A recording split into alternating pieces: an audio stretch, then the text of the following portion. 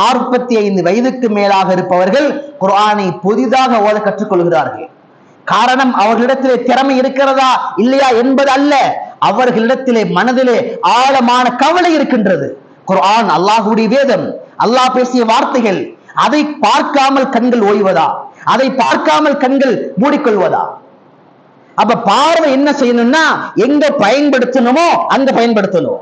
இன்னைக்கு ஒரு நாள் அதிகபட்சமான நேரம் எங்கு பயன்படுத்தப்படுகின்றது? ஒரு ஆபாசத்தை பார்ப்பதற்காக, ஒரு கேவலம் ஒரு ஸ்மார்ட் போன்ல ஒரு 100 200 250 ரீல்ஸ் பார்ப்பதற்காக, அரசியல் செய்திகளை பார்ப்பதற்காக, அநியாயங்கள் நடக்கின்றதை பார்ப்பதற்காக, கூத்தாடிகளின் நடனங்களை பார்ப்பதற்காக, எத்தனையோ கேலி கூத்துகளை கண்கள் பார்த்து பார்த்து பார்த்து உள்ளம் முழுக்க முழுக்க கசடுகளாக அசுத்தங்களாக மாறிவிட்டது.